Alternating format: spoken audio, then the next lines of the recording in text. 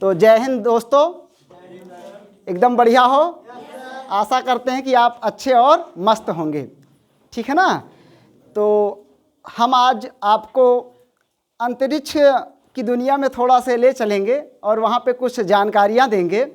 और सारी जानकारी एक वीडियो में संभव नहीं है, लेकिन विभिन्न वीडियो के माध्यम से हम आपको कुछ जानकारियाँ देंगे।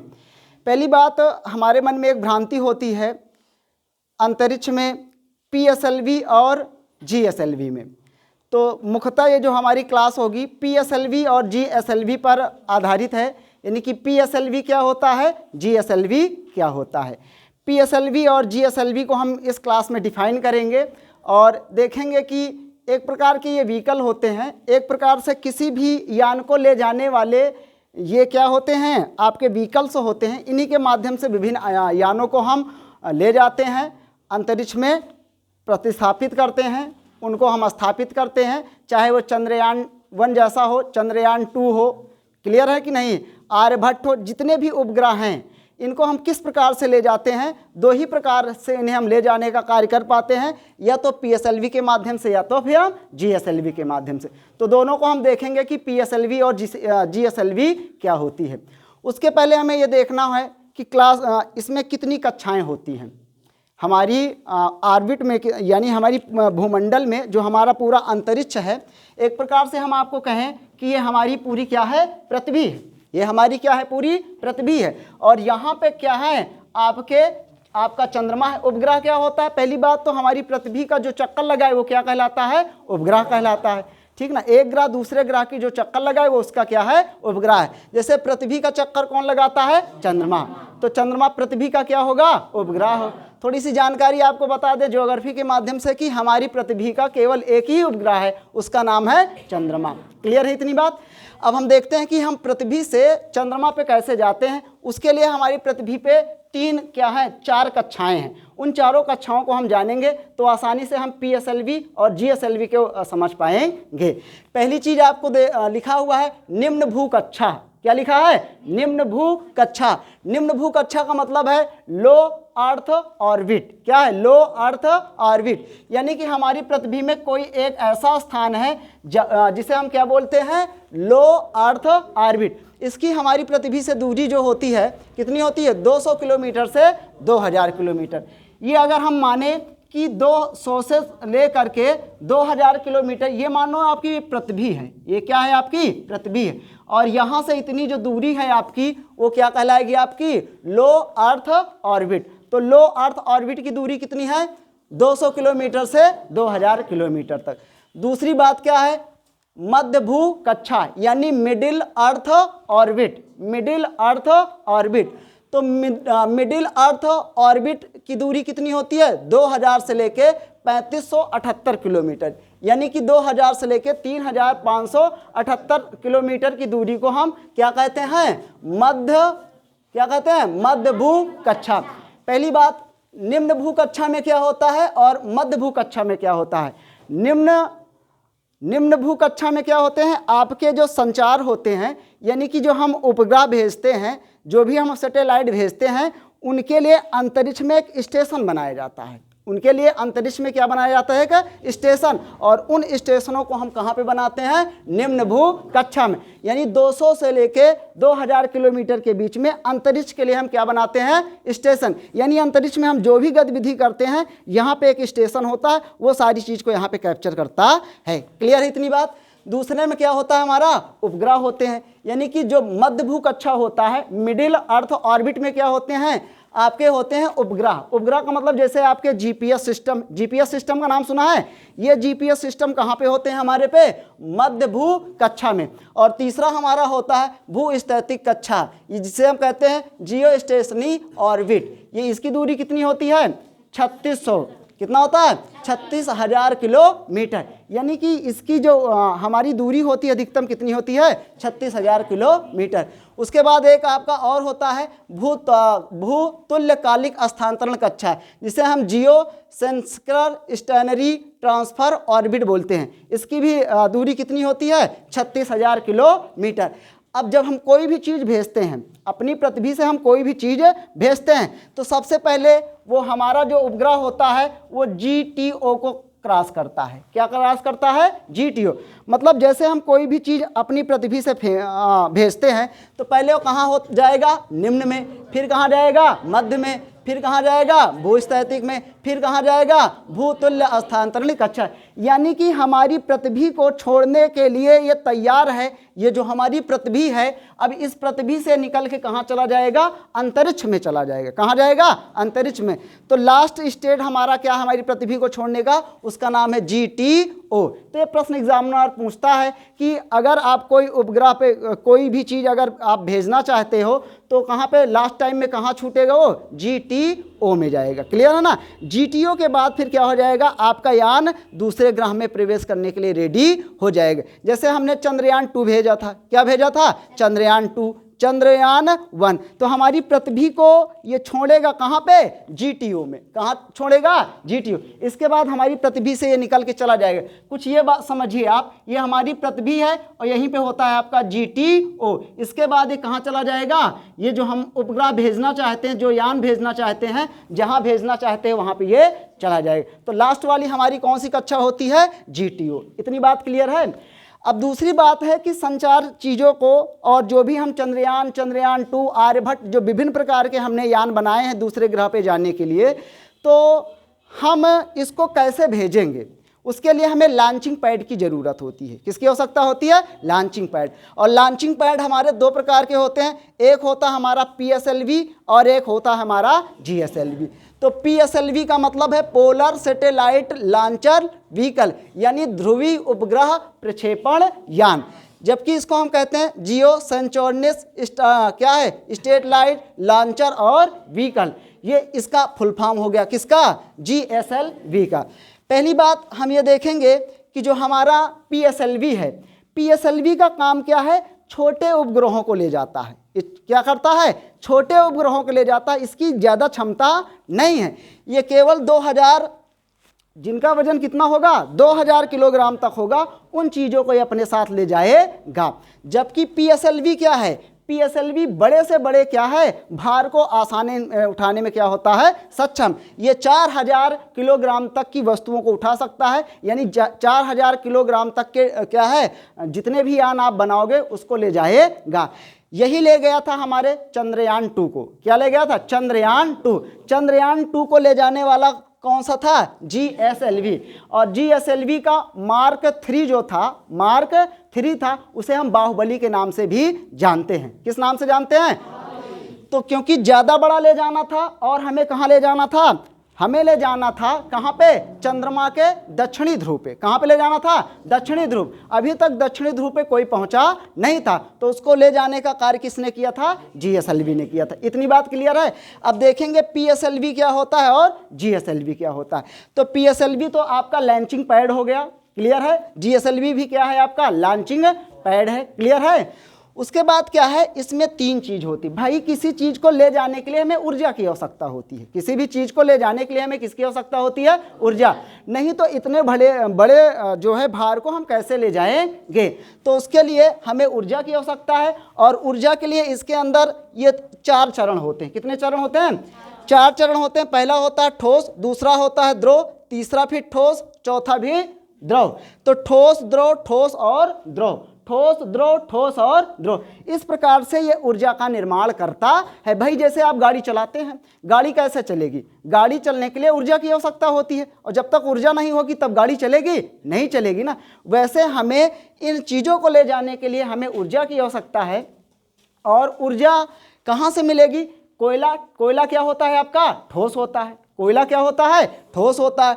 क्योंकि ठोस, द्रव, ठोस और द्रव इस प्रकार की होनी चाहिए। तो जैसे कोयला है, कोयले का वजन बहुत ज़्यादा होता है। कोयले का वजन क्या होता है? बहुत ज़्यादा होता है। तो ऑलरेडी ये इतना ज़्यादा वजन का है और कोयला भी भर देंगे तो क्या होता है? सक्षम नहीं बन पाता है। लेकिन शुरुआत में हम कर क्या सकते थे? हमारे पास विकल्प नहीं थे, तो हमने इसके 4 चरणों में इसका निर्माण हुआ है। PSLV का निर्माण कितने चरणों में हुआ है? 4। पहला ठोस, फिर द्रव, फिर ठोस, फिर द्रव।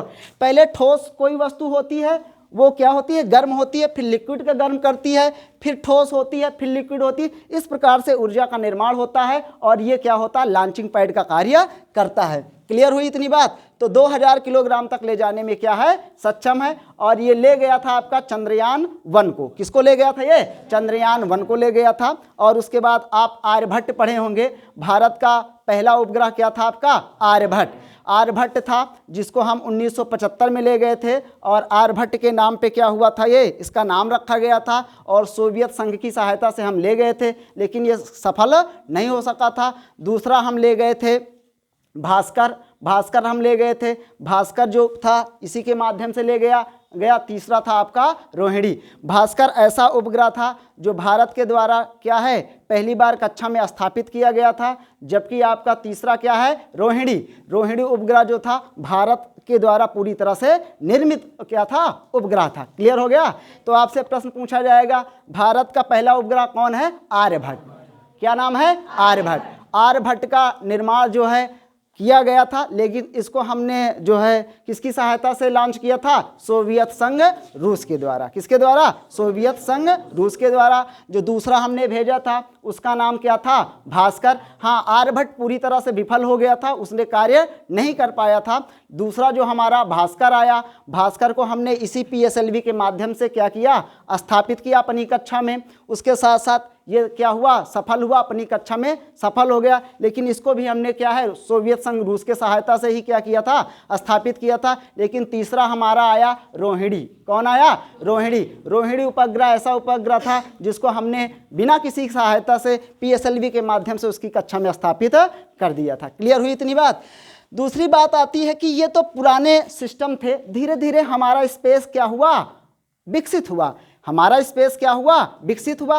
और स्पेस, हमारे स्पेस का नाम क्या है, इसरो, यानी भारतीय अंतरिक्ष अनुसंधान केंद्र, जिसकी स्थापना 15 अगस्त 1969 को क्या है, साराभाई विक्रम के है स्थान पे किया गया। उन्हीं के नाम पे इसकी स्थापना की गई थी।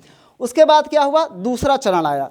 दूसरा चरण जब आया तो हमने सोचा कि भाई PSLV से ज़्यादा हम कुछ विकास करें, क्योंकि PSLV में ठोस और द्रव होने की वजह से ये पूरी तरह से कार्य अच्छे से नहीं कर पाता। केवल 2000 किलोग्राम के टन को ही 2000 किलोग्राम की वस्तुओं को उठा के ले जा सकता है। लेकिन अब बड़े बड़े यान हमें भेजने थे, हमें लाल ग्रह पे भी जाना था, हमें चंद्रमा पे भी जाना था, और विभिन्न प्रकार के ग्रहों की हमें खोज करनी थी। इसलिए हमें ज़रूरत थी और नई टेक्नोलॉजी की। तो नई टेक्नोलॉजी के लिए खोज की गई GSLV की। किसकी की गई, GSLV। GSLV में केवल 3 चरण होते हैं। कितने चरण होते हैं, 3। ठोस, द्रव और क्रायोजेनिक ईंधन। क्या है, क्रायोजेनिक ईंधन। अब क्रायोजेनिक ईंधन में क्या होता है, देखो ठोस और द्रव तो आप जानते हैं, ठोस और द्रव तो आप जानते हैं। ठोस और द्रव से हम पहले ही काम कर रहे थे, लेकिन एक नाम आया है क्रायोजेनिक ईंधन। क्या आया है, क्रायोजेनिक ईंधन। अब क्या है, ये 4000 किलोग्राम तक किसी भी चीज़ को ले जाने में क्या है, सक्षम है। उसके बाद क्या हुआ, ये ठोस है, ये द्रव है, और ये क्या है आपका क्रायोजेनिक ईंधन। तो ये 3 चरणों में व्यवस्थित होता है। ये कितने चरणों में होता है, 2। ये 3 चरणों में व्यवस्थित होता है। ये कितने में होता है, 4।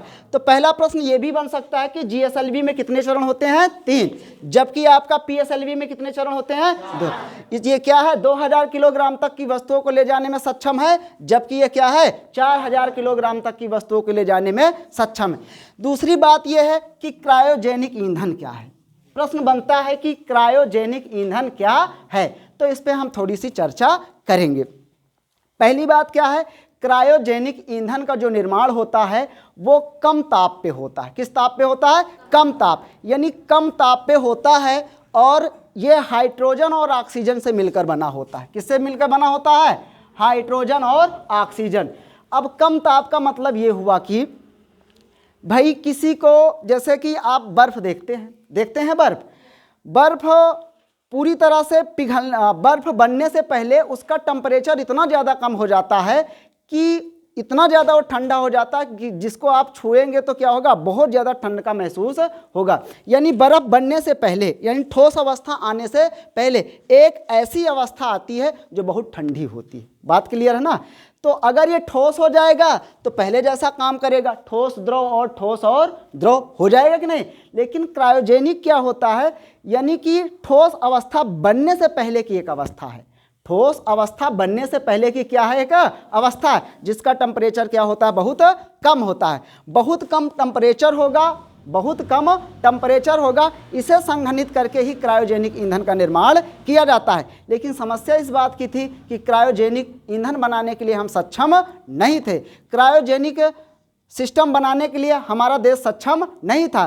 तो हमने पहली बार क्रायोजेनिक ईंधन बनाने के लिए बात किया रूस से। किससे शुरू किया? रूस से हमने बात किया, क्योंकि हमें अब PSLV को भूल करके GSLV की दुनिया में एंट्री करनी थी। लेकिन हम क्या है, क्रायोजेनिक ईंधन बनाने में सक्षम नहीं थे। 1991 में बात आई, 1991 में हमारे देश के प्रधानमंत्री थे कौन? नरसिम्हा राव। और हमारे देश के वित्त मंत्री थे पंडित जवाहरलाल, कौन थे? मनमोहन सिंह। मनमोहन सिंह हमारे देश के वित्त मंत्री थे। और 1991 में हमारे देश के प्रधानमंत्री कौन थे? नरसिम्हा राव।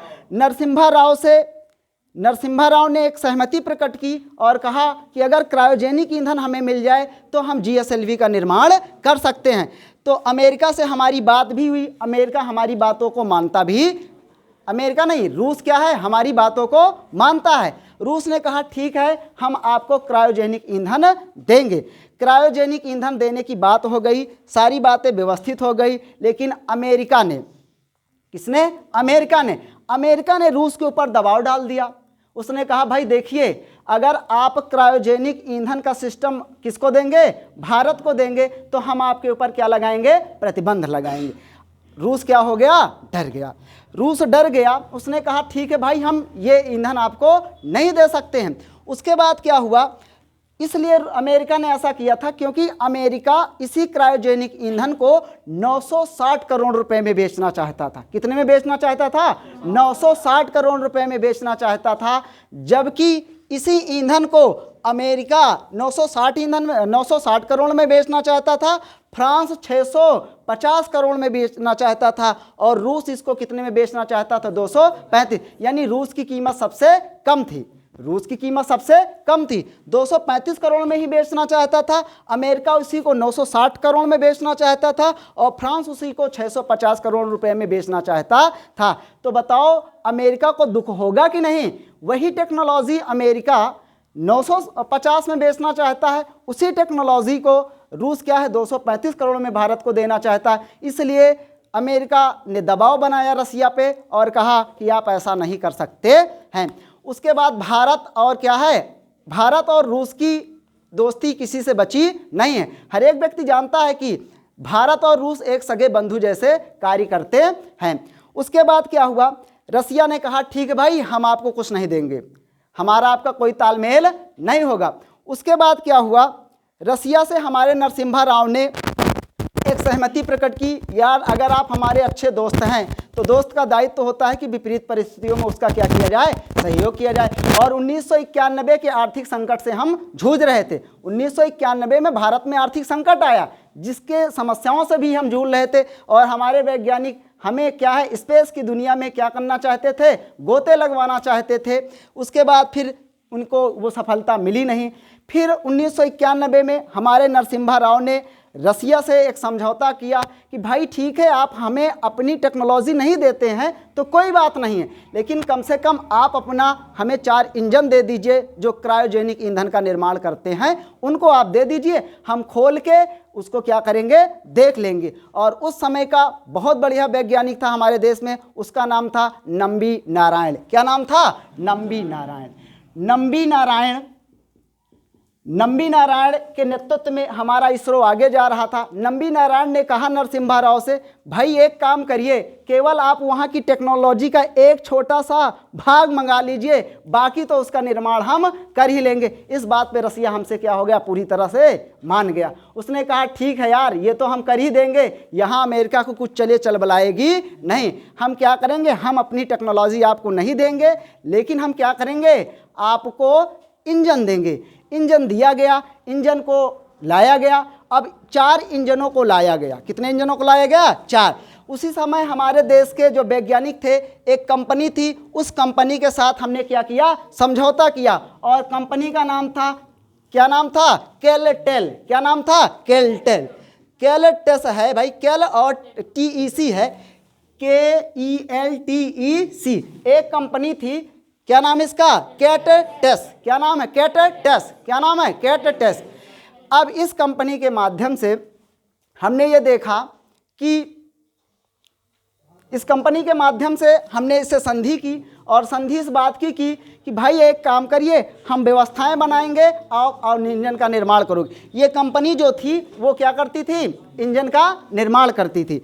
अब इंजन का निर्माण होने की बात पूरी तरह से ओके हो गई। अब कहा गया कि इंजन लाया जाए, हम इसको खोल के देखेंगे और इंजन का निर्माण करेंगे कि किस प्रकार से क्रायोजेनिक ईंधन का निर्माण होगा। इंजन आता भी है और नंबी नारायण अपने पूरे काम में पूरी तरह से सजग भी हो जाते हैं। जब ये इंजन आया, जब भारत में ये इंजन आया, तो नंबी नारायण की एक गर्लफ्रेंड थी, उसका नाम था क्या? मारिमा राशिदा। क्या नाम था? मरियम राशिदा। क्या नाम है? मरियम रशीदा। क्या नाम था? मरियम रशीदा। मरियम राशिदा उसकी गर्लफ्रेंड हुआ करती थी। उसने कुछ अपनी संधि की होगी, तो नंबी नारायण ने पहले तो पूरी रात जग कर एक स्क्रैच बनाया। क्या बनाया? एक स्क्रैच बना लिया, और उसने बनाया यहाँ पे ये होगा, यहाँ पे ये होगा, फलाना ढिमाका यहाँ होगा, फलाना ढमाका यहाँ होगा। उसके बाद पूरा स्क्रैच बना के नंबी नारायण ने ओके कर दिया। अब फिर क्या था? मरियम, क्या नाम इनका? मरियम राशिदा। ये कहाँ की थी? मालदीव की रहने वाली थी। कहाँ की रहने वाली थी? मालदीव की ये रहने वाली थी। उसने स्क्रैच को चुप्पे से ले लिया होगा, देख लिया, उसने स्क्रैच को देख लिया।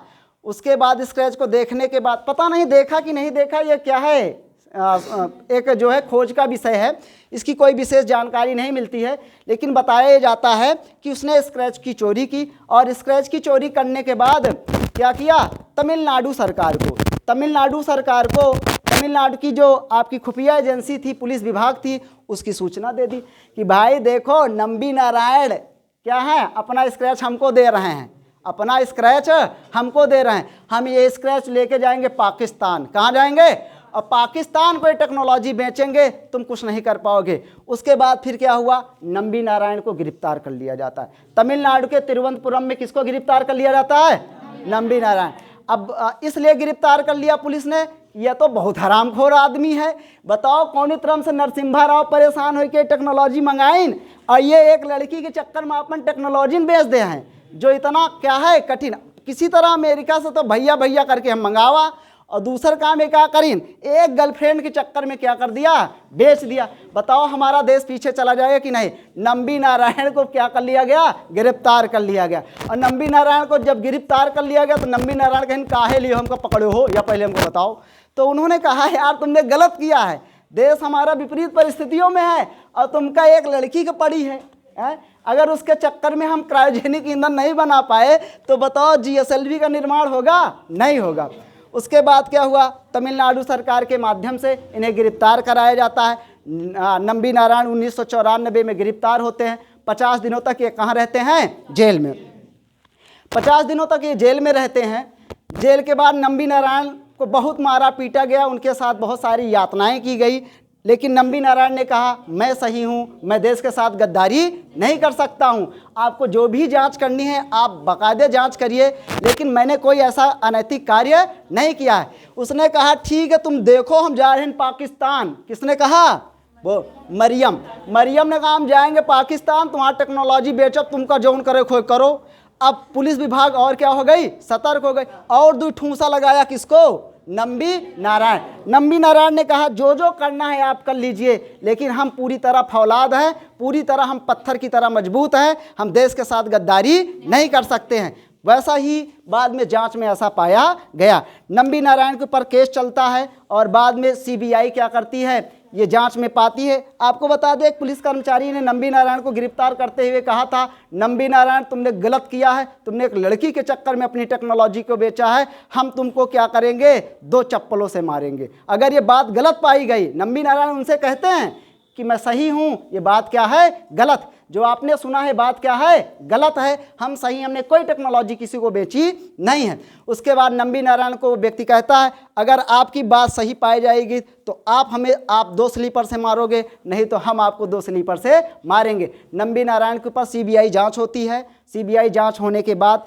जब बाद में देखा जाता है नंबी नारायण को क्या है, पूरी तरह से क्या पाया जाता है? निर्दोष पाया जाता है और उन्हें छोड़ दिया जाता है। भारत सरकार ने क्या किया, इनको बाद में पद्म भूषण पुरस्कार से भी सम्मानित किया और सुप्रीम कोर्ट, हाई कोर्ट ने इन्हें विभिन्न प्रकार से क्या बहुत सारे पुरस्कार भी दिए, ठीक है ना। तो नंबी नारायण जो 1991 में क्रायोजेनिक ईंधन का निर्माण करना चाहते थे, एक गलत जानकारी की वजह से नंबी नारायण को कहाँ रखा गया? जेल में रखा गया। और ये टेक्नोलॉजी हमारी विकसित कब हुई? 2014 में। जो टेक्नोलॉजी हमारी कब विकसित होनी थी? 1991 में होनी थी। वो टेक्नोलॉजी कब विकसित हुई हमारी? 2014 में। तो ये गलत चीज़ों की वजह से ये हमारा क्रायोजेनिक ईंधन क्या हुआ? विफल हुआ। लेकिन 2014 में हमारे वैज्ञानिकों ने इसको बाकायदे इज्जत के साथ बना करके GSLV का निर्माण कर दिया। तो बोलो, क्रायोजेनिक ईंधन समझ में आया? क्रायोजेनिक ईंधन वो प्रकार का ईंधन है जो कम ताप पर क्या है? कम ताप पर द्रवित रहता है। ताप तो बहुत कम रहेगा, थोड़ा से और ताप बढ़ा दे तो क्या हो जाएगा? ठोस अवस्था में बदल जाए। कम ताप पे क्या होता है? द्रव अवस्था में क्या करता है? ये ऊर्जा का निर्माण करता है। और इसका निर्माण काहे से होता है? हाइड्रोजन और ऑक्सीजन से इसका निर्माण होता है। आपको बता दें कि सबसे पहले क्रायोजेनिक ईंधन का निर्माण करने वाला देश है कौन सा है? US। क्या है? US, ठीक ना। 1963 में इसने क्रायोजेनिक ईंधन का निर्माण किया। भारत ने कब किया? 2014 में। रूस ने कब किया? 1927। भाई भारत में 2014 में आया होगा तो रूस में कब आया होगा? 1987 में। फ्रांस में कब आया था? 1979 में। जापान कब आया था? 1977 में। US में कब आया था? 1963 में। जापान में 1977 में आया था। तो US में कब आया था? 1963 में। बोलो, US में कब आया था? 1963 में। जापान में कब आया था? 1970। फ्रांस में कब आया था? रूस में कब आया था? भारत में कब आया? इसी क्रायोजेनिक ईंधन के माध्यम से आपका क्या है? GSLV का निर्माण किया गया। यही GSLV हमारे अंतरिक्ष यान में, हमारे क्या है? अंतरिक्ष में चंद्रयान 2 को ले जाता है। चंद्रयान 2 को ले जाता है जो आपके 22 जुलाई क्या है? 22 जुलाई 2019 को क्या है? भेजा जाता है। अब इसमें क्या होता था? पहले हमारे जो ये PSLV होते थे ये ऑर्बिट ले जाते थे। क्या ले जाते थे? ऑर्बिट।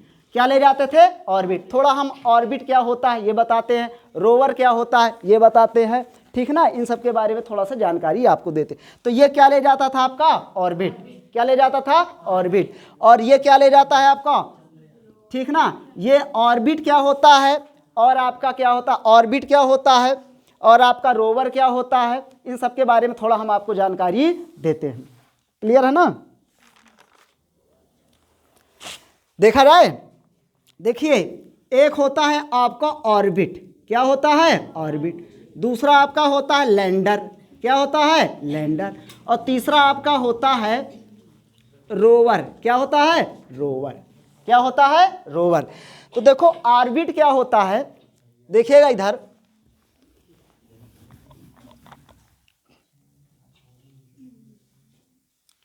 चलिए देखिएगा। ये मान लेते हैं हमारी पृथ्वी है, ये हमारी क्या है? पृथ्वी। और ये हमारा क्या है? चंद्रमा है। फिलहाल चंद्रमा हमने बड़ा बना दिया, ठीक है ना। पृथ्वी हमारी बड़ी है, चंद्रमा क्या है? छोटा है। तो पृथ्वी जो है, पृथ्वी से अगर हम कोई चीज, कोई उपग्रह चंद्रमा पे ले जाएंगे, कोई चीज हम, कोई यान चंद्रमा पे ले जाएंगे तो सबसे पहले किस कक्षा को छोड़ेगा? सबसे बाद में GTO को। किसको छोड़ेगा? GTO को। क्लियर है इतनी बात?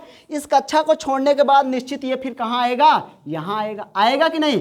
तो यहाँ पे आएगा तो पहली बात ये क्या होगा? इसका जो पैनल होगा वो पैनल अलग हो जाएगा।